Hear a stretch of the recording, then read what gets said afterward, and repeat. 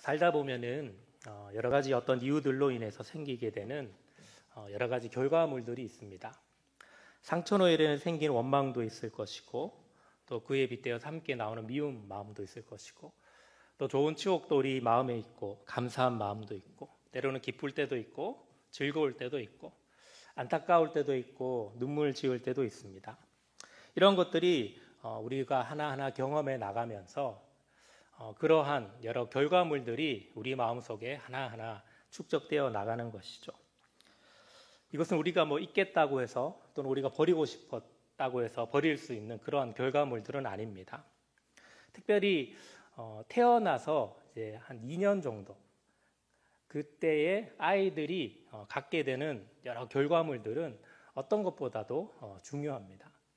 사실 태어나서 2년까지 그 부모와 관계 맺는 그 패턴이요, 90%의 아이의 성격을 좌우합니다. 그러니까 이미 이 아이는 태어나서 2년 정도 안에서 앞으로 어떤 관계를 맺고, 어려운 일이 왔을 때는 어떻게 대처하고, 갈등 구조를 어떻게 풀어나가는지에 대한 무의식적 반응들이 그때 다 형성되고 만들어진다는 것이죠. 아이들은 사실 방어 기제가 없거든요. 어떤 어려움이 왔을 때 이것을 어떻게 자신 스스로를 지키고 보호해야 되는지에 대한 방어 기제가 없기 때문에 배지 상태에서 그대로 다 그런 것들을 받아내야 됩니다. 그렇기 때문에 그 시기 때 참 중요하고, 이 시기를 어떻게 보내느냐에 따라서 그 아이의 미래가 어떻게 보면 결정된다고 해도 사실 과언이 아닌 것이죠. 이런 일들이 우리에게 이제 막 일어나기 시작합니다. 이런 일이 일어날 때 우리 마음 속에는 이제 여러 가지 소리들이 터져 나오기 시작합니다. 어떤 일에는 이해하고 넘어가기도 하고, 어떤 일에는 발끈해서 반응하기도 합니다. 상처 가운데 그것을 풀어내지 못하고 마음속에 꽁하게 갖고 있기도 하고요. 어떤 사건은 트라우마처럼 깊이 팍 박혀가지고 그 사람을 옥죄어오고 이렇게 매는 그러한 결과를 빚어지기도 합니다. 이러한 결과물들이 우리 안에 쌓이고 쌓여서 오늘날 나를 형성하고 내 모습을 이렇게 만들어 가는 것이죠. 우리는 아마 죽을 때까지 이러한 과정들이 반복될 것이고, 그 안에서 우리 스스로를 빚어 나갈 것입니다.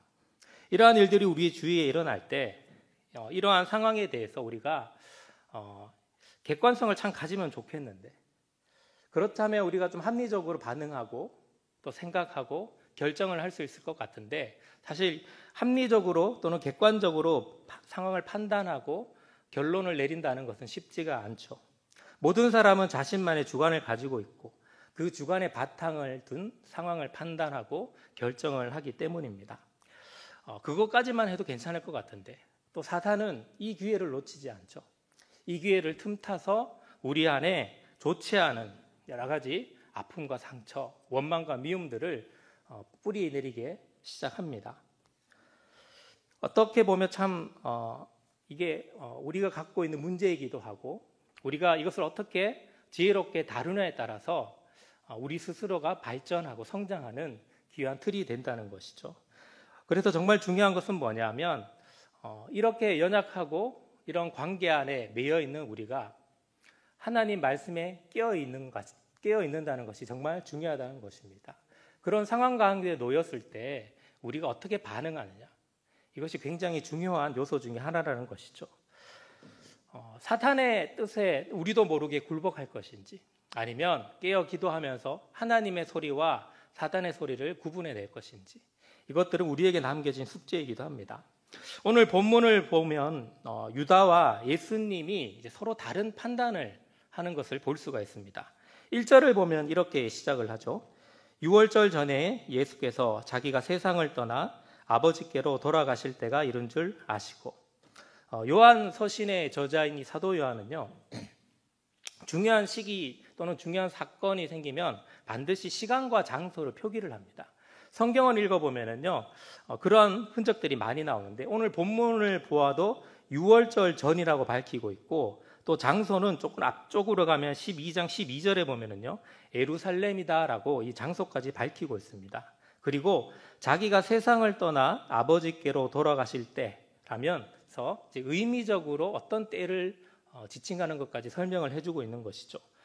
다시 말해서 유월절 전이라는 시간적 때와 아버지께로 돌아갈 때라는 이 의미적 때까지, 즉 때를 구분해서 나누어서 설명할 만큼 지금 굉장히 중요한 시점이라는 것을 우리에게 강조하고 싶은 겁니다. 이때 어떤 일이 벌어졌을까? 근데 그 사건에 대해서 예수님은 알고 계셨다는 거예요. 그토록 자신을 추종했던 이스라엘 백성들이 모두 자신을 등지고 십자가에 못 박으려고 한 목소리를 내기 시작을 합니다.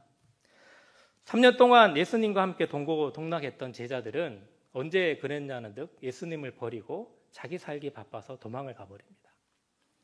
함께 있었던 제자 유다 또한 예수님을 은30에 팔아버리는 이러한 일들이 벌어지기 시작합니다. 그러니까 이러한 일들이 앞으로 벌어질 것이라는 것을 예수님은 알고 계셨던 것이죠.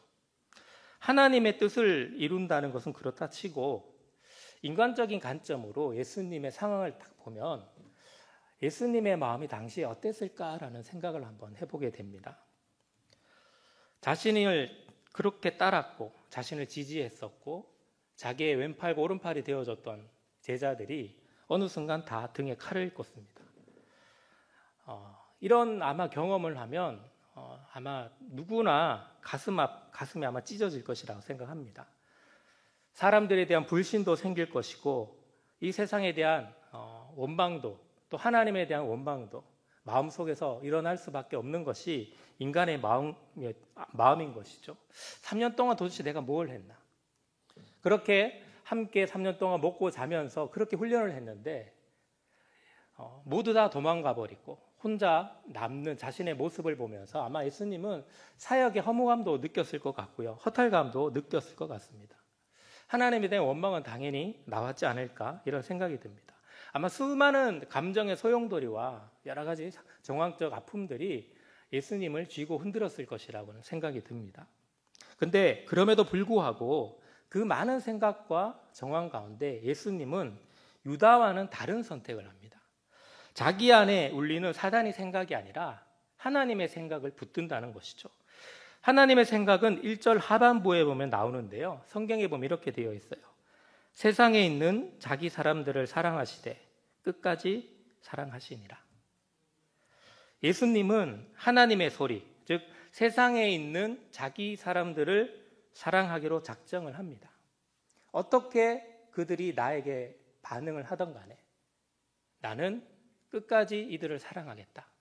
이런 마음으로 예수님은 하나님의 생각을 붙드는 그런 결정을 한 것이죠. 인간 예수 입장에서 보면은 원망스러운 마음들, 아픔의 상처들이 왜 없었겠습니까? 분명히 예수님은 그 많은 아픔과 상처에도 불구하고 하나님의 마음을, 하나님의 생각을 택하는 결정을 하게 된 것이죠. 근데 반면 유다는 좀 다릅니다. 본문 2절을 보면은요, 이렇게 말씀합니다. 마귀가 벌써 시몬의 아들 가롯 유다의 마음에 예수를 팔려는 생각을 넣었더라. 이 원문을 봐서 뉘앙스를 살려서 다시 번역하면요, 마귀가 이미 마음에 예수를 팔려는 생각을 뿌렸다라고 이렇게 번역할 수가 있습니다. 넣었더라는 생각을 넣다 할 때 이 넣었더라는 원어적 뜻은 씨를 뿌리다 이런 뜻이거든요. 그러니까 예수를 팔려는 씨를 이 마귀가 가롯 유다에게 뿌렸다는 것을 알 수가 있는 것이죠. 유다는 그때 이미 이제 예수를 팔 공모를 작당을 한 것입니다. 이때가 언제냐? 다른 복음서에 보면 나오는데 아마 고난 주간 화요일 저녁 때라고 보통은 성경을 보면 이렇게 유추를 할 수가 있습니다. 이때 마귀가 유다에게 예수를 팔려는 생각을 넣었다. 이렇게 판단을 할 수가 있는 것이죠. 유다는 3년 동안 예수님과 함께 지냈고 예수님을 잘 알고 있었을 것이고 예수님이 어떻게 사역했다는 것도 잘 알고 있었을 것입니다. 그런데 그런 예수님을 은30에 파는 결정을 한 것이죠.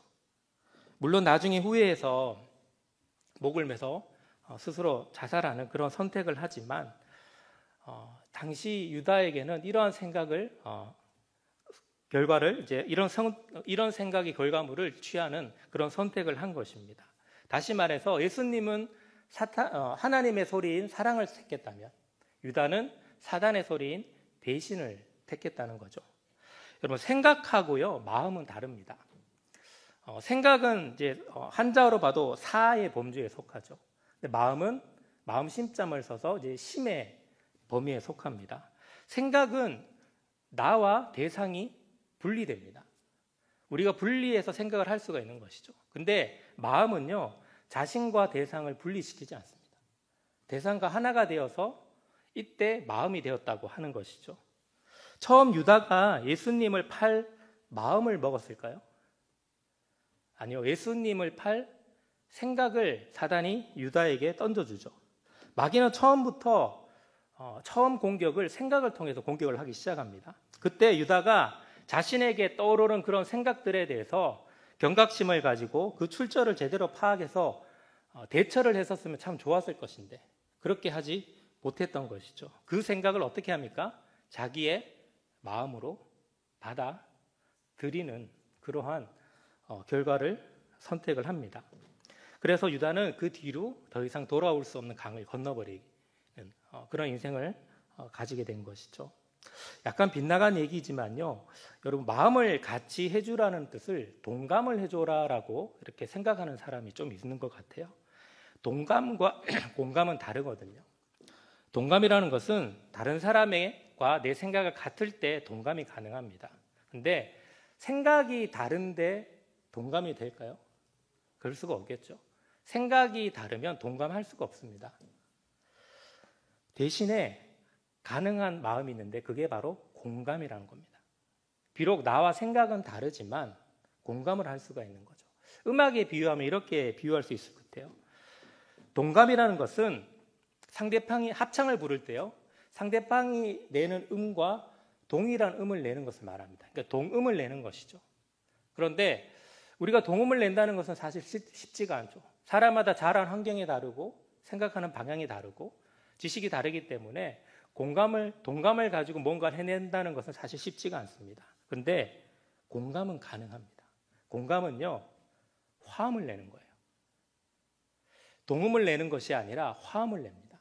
비록 다른 소리인데 같이 들으면 소리가 예쁘게 잘 들리는 거예요. 오히려 동음이 갖고 있는 것보다 더 풍성한 음이 들리는 것이죠. 그래서 화음이 더 원활하게 일어나는 겁니다. 공상당은 동음일까요? 화음일까요? 동음을 강조하죠. 근데 교회는 동음일까요? 화음일까요? 화음입니다. 다른 소리를 낼 수 있지만 그걸 무시하지 않고 화음을 통해서 더 풍성하게 만들어가는 것. 내가 비록 이 주장을 했더라도 내가 생각하지 못했던 다른 사람의 생각을 들으면서 생각의 폭을 넓히고 또 내가 미처 깨닫지 못하는 것을 알게 되는 그러한 은혜가 있는 것이죠. 그런데 여러분, 화음을 낼 때 제일 중요한 게 뭘까요? 화음을 낼 때 제일 중요한 것은 다른 사람의 소리를 듣는 것이 제일 중요합니다. 그렇게 해야지 화음을 낼 수가 있어요. 다른 사람의 목소리를 못 들으면 화음을 낼 수가 없게 되는 것이죠.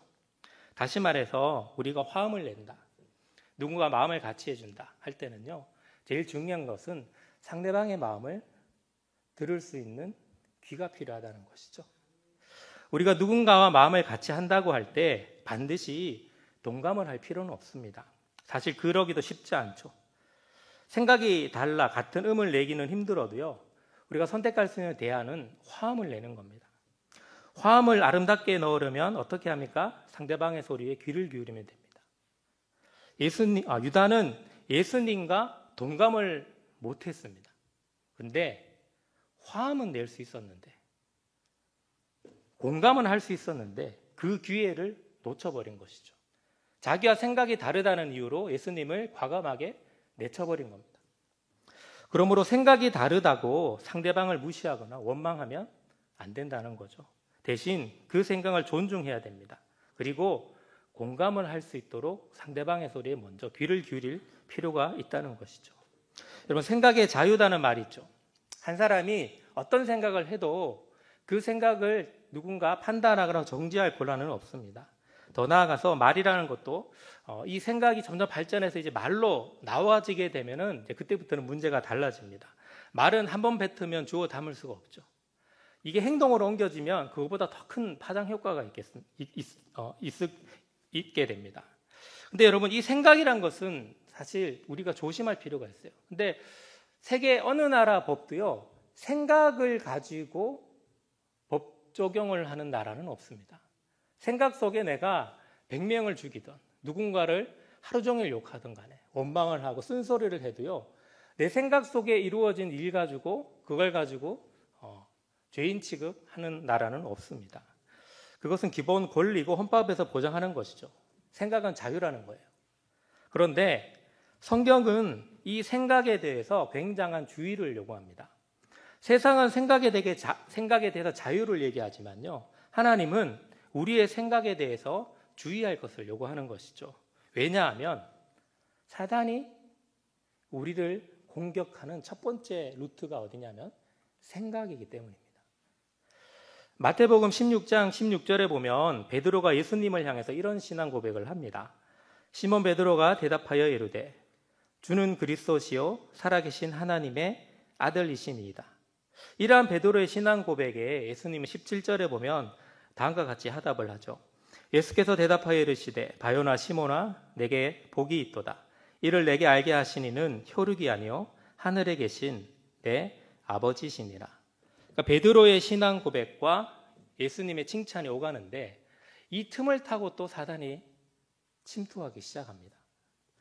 예수님은 자신이 고난을 받고 십자가에 못 박혀 죽을 것이라는 것을 제자들에게 알립니다. 이런 예수님의 말씀을 듣고 베드로가 항변을 하는 내용이 나오는데요, 이 신앙 고백 바로 다음 22절에 보면 이렇게 베드로가 예수님을 붙들고 항변합니다.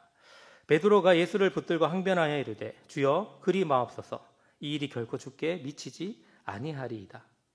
이러한 예수님의 이 베드로의 대답 앞에 예수님은 23절에 보면은요, 기막힌 또 말씀을 하세요. 이렇게 답하죠. 예수께서 돌이키시며 베드로에게 이르시되 사탄아 내 뒤로 물러가라. 너는 나를 넘어지게 하는 자로다. 내가 하나님의 일을 생각하지 아니하고 도리어 사람의 일을 생각하는도다. 이 신앙 고백을 틈타서 사단이 또 베드로에게 사람의 생각을 집어넣었던 거예요. 여러분, 우리는 하루에도 참 수많은 생각을 하며 살아갑니다. 그런데 그 중요한 것은요, 이 생각의 출처가 어디서 오는 것인지에 대해서는 우리가 유심히 잘 안 살핀다는 거예요. 이 생각이 하나님께로부터 온 것인지, 아니면 내 생각인지, 아니면 사단이 준 생각인지, 여기에 대해서 우리가 정작 깨어서 잘 판단을 하지 못한다는 겁니다. 그냥 자연스럽게 흘러가는 대로 생각합니다. 그리고 그 생각에 대해서 브레이크를 잘 못 걸죠. 누군가 미워주면 미운 마음 그대로 가지고 생각을 합니다. 그리고 당연하게 여기죠. 품은 생각에 대해서 오히려 정당화하는 과정을 거칩니다. 이렇기 때문에 내 생각은 옳다. 이렇게 또 스스로를 판단을 하죠. 그러니까 생각을 스스로 합리화시키는 작업들이 나도 모르게 자연스럽게 이루어지게 되는 것이죠. 생각의 출처를 분명하게 할 필요가 있습니다. 그렇게 해야 생각에 넘어지지 않기 때문입니다. 하나님의 생각이 아니고 사단의 생각이면 단호하게 우리가 물리칠 필요가 있다는 겁니다. 로마서 8장 5, 6절에 보면 이렇게 말합니다. 육신을 따르는 자는 육신의 일을, 영을 따르는 자는 영의 일을 생각하느니 육신의 생각은 사망이요 영의 생각은 생명과 평안이니라. 그럼 평소에 영의 생각을 많이 합니까? 육신의 생각을 많이 합니까? 성경은 분명히 말하는데요, 육신의 생각으로 살아가는 자는 사망이 따른다고 하고요, 다른대로 영의 생각을 따라하는 사람은 하나님의 생명과 평안이 주어진다. 이렇게 말씀합니다. 여기서 사망이라는 것은 지금 당장 죽는 육적인 사망이 아니라 최후의 심판 때의 사망을 말하는 것이죠. 그렇다면 육신의 생각은 뭐고 영의 생각은 뭘까? 이것도 성경에 우리가 잘 나오죠. 갈라디아서 5장 19절에서 23절을 읽어보면 이렇게 되어 있습니다. 육체의 일은 분명하니 곧 음행과 더러운 것과 호색과 우상숭배와 주술과 원수 맺는 것과 분쟁과 시기와 분냄과 당짓는 것과 분열함과 이단과 투기와 술취함과 방탕함과 또 그와 같은 것들이라. 전에 너희에게 경계한 것 같이 경계하노니 이런 일을 하는 자들은 하나님의 나라를 유업으로 받지 못할 것이요 오직 성령의 열매는 사랑과 희락과 화평과 오래 참음과 자비와 양성과 충성과 온유와 절제니 이 같은 것을 금지할 법이 없느니라. 우리가 아무리 하나님의 일을 한다고 열심을 내어도 마음속에 육신의 생각을 품고 있다면 그 결과는요, 하나님의 나라를 유업으로 받지 못한다는 거예요. 이게 참 무서운 하나님의 말씀입니다.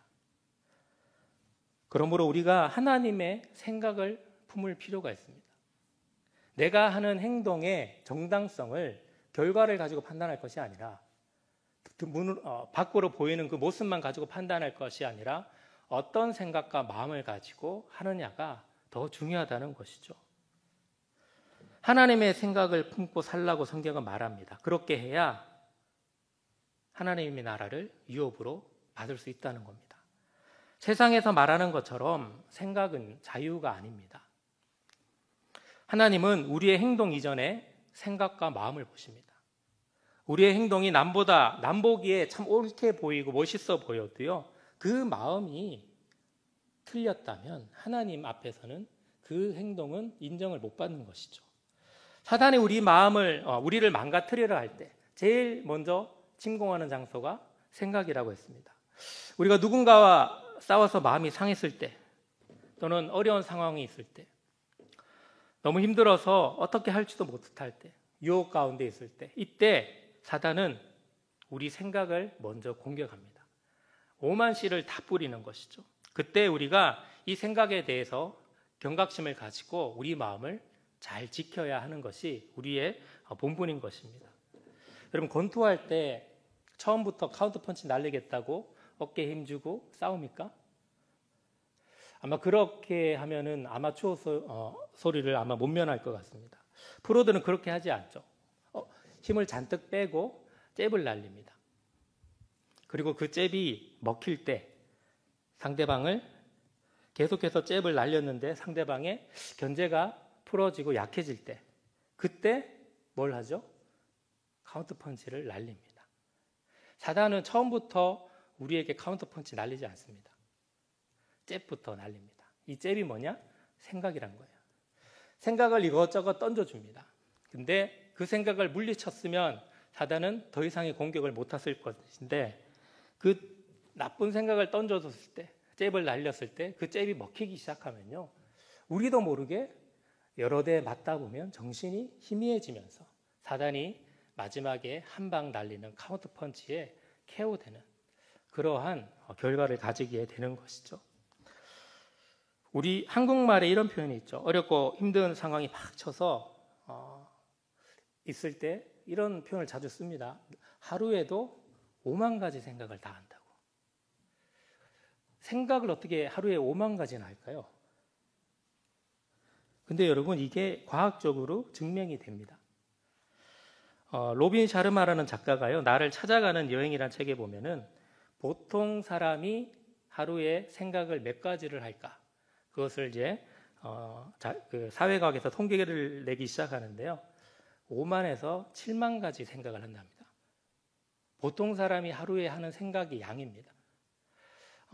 안 자고 24시간을 놓고 봤을 때요, 2초에 한 번 생각하는 꼴이 나오거든요. 그러니까 우리가 뭐 5만 가지 생각을 한다는 게 이 선조들이 했던 말이요, 그냥 한 말이 아니라 과학적으로 이미 증명이 된 사실이라는 거죠. 그러니까 얼마나 많은 생각 가운데 우리가 노출되어 있다는 것을 알 수가 있는 것이죠. 근데 재밌는 건 뭐냐면 그 5만 가지에서 6, 7만 가지 생각 가운데 95%는요, 어제 했던 생각을 또 한다는 거예요. 경험적으로 아시겠죠? 되풀이 되는 생각은 긍정적으로 결론 날까요? 부정적으로 결론 날까요? 반복해서 하는 생각은 대부분 부정적으로 결론이 나는 것이 대부분입니다. 자, 이렇게 생각이 부정적으로 흐르면 우리 마음속에는 부정적인 생각이 싹 트면서 나도 모르게 생각의 포로가 되어서 보이지 않는 무기력, 학습된 무기력을 가지게 되는 그런 결과를 많이 갖게 되는 것이죠. 그래서 여러분, 평소에 내 생각이 어떨까라고 한번 살펴볼 필요가 있습니다. 여러분, 인간과 다른 포유류의 차이를 내는 특징 중에 하나가 인지심리학에서는 이렇게 말합니다. 인간에게는 메타인지가 있다는 거예요. 메타인지가 뭐냐면 내 생각을 생각하는 겁니다. 생각이 맞는지 틀리는지, 내가 지금 하고 있는 생각이 객관적인 것인지 주관적인 것인지, 이 판단을 할 수 있는 능력을 가진 동물은 유일하게 인간밖에 없다는 거예요.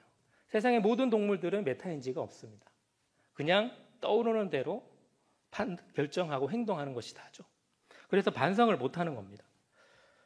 인간만이 반성을 할 수 있는 능력이 있습니다. 그러므로 우리 생각을 유심히 관찰해 볼 필요가 있다는 거예요. 나는 평소에 어떤 생각을 주로 하고 있는가? 도대체 이 생각의 출처가 과연 성경적인 것인가? 아니면 사단이 주는 씨앗들인가? 우리 마음을 한번 살펴볼 필요가 있다는 것이죠. 고삐 풀린 망아지처럼 내 생각이 내 마음에서 이렇게 막 뛰어다니게 두지 말라는 겁니다. 꼭 경계병을 세우라는 거예요. 말씀을 마무리하겠는데요. 우리는 사람들과 관계 가운데 여러 가지 결과물들을 갖게 됩니다. 그 결과물들이 나에게 참 유익이 되면 좋겠는데 사실 아플 상처로 남아 있을 때도 있고 또는 끊지 못하는 여러 가지 족쇄처럼 우리에게 남아 있을 때도 있습니다. 우리 인생을 더 풍족하게 하면 좋겠는데 그것보다는 우리 인생에 짐이 되고 아픔이 되고 상처가 되는 경우가 더 많은 것이죠. 이럴 때 우리는 우리의 생각을 다시 한번 바로잡을 필요가 있습니다. 제가 서두 때 2살 때까지, 즉 24개월에 90%의 그 사람의 인성이 결정된다고 했잖아요. 근데 이게 극복될 수 있는 방법이 있습니다. 그것은 바로 생각을 통해서, 메타인지를 통해서 그것을 깨닫고 수정해 나가는 작업들을 하는 것이죠. 인간만이 할 수 있는 방법이고, 그렇기 때문에 하나님은 계속해서 우리에게 요구하는 것이 뭐냐면 말씀을 묵상하라는 거예요.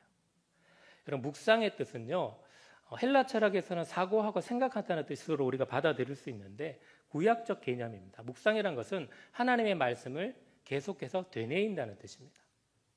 즉 하나님의 말씀을 계속해서 내 마음에 품고 그 말씀대로 생각한다는 뜻이거든요. 우리의 뒤틀린 생각들, 우리도 모르게 잘못하고 있는 생각들, 이 생각들을 하나님의 말씀으로 계속 바꾸어 나가는 것을 바로 뜻하는 것이죠. 그래서 말씀 묵상은 정말 중요한 하나님이 우리에게 주신 자원이고 소중한 보물과 같은 것이죠. 우리는 두 가지 기술을 한번 배웠으면 합니다. 하나는 이해관계 속에서 지혜롭게 생각하는 방법, 이것을 우리가 좀 배웠으면 좋겠고, 또 다른 하나는 하나님의 생각을 품고 결정하는 겁니다. 내가 지금 닥친 마음과 감정 상태가 아니라, 감정적인 반응이 아니라 하나님께서 주신 마음으로 반응하는 것. 만약에 예수님이 그때 예수님의 감정 그대로 반응했다면 예수님은 자기 사람을 끝까지 사랑할 수 있었을까요? 그렇게 하지 못했을 것입니다. 예수님이 붙들었던 것은 사탄의 생각이 아니라 하나님의 생각을 붙들었기 때문에 자기 사람을 끝까지 사랑할 수 있었던 것이죠.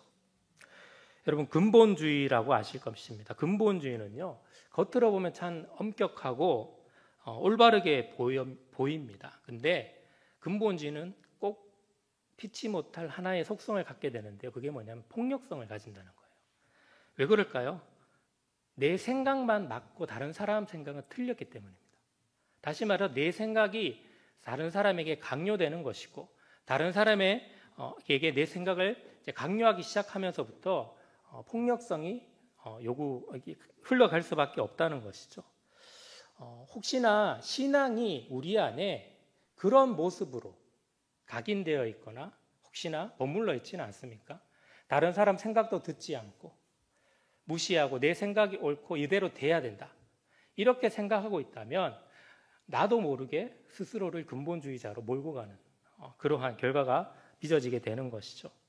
우리 생각을 한번 하나님의 말씀 앞에, 또 함께 다른 사람의 목소리에 귀를 기울이면서 화음을 한번 내어봤으면 좋겠습니다. 동음을 강요하지 마시고 동음을 가지고 폭력으로 쓰지 마시고 화음으로 듣는, 그러려면 함께 듣는 마음을 가지고 교회를 우리가 함께 섬긴다면 마귀는 아무리 우리에게 좋지 못한 생각의 씨를 뿌린다 하더라도 무력하게 주저앉을 수밖에 없을 것이라고 생각합니다. 지금 내가 어떤 마음을 품고 있는지, 어떤 생각을 가지고 있는지 한번 깨어 기도해 보시면서 하나님이 준 생각을 붙들고 그 생각에 내 마음을 올려놓고 순종하면서 살아가는 저와 여러분이 되길 주님의 이름으로 축원합니다.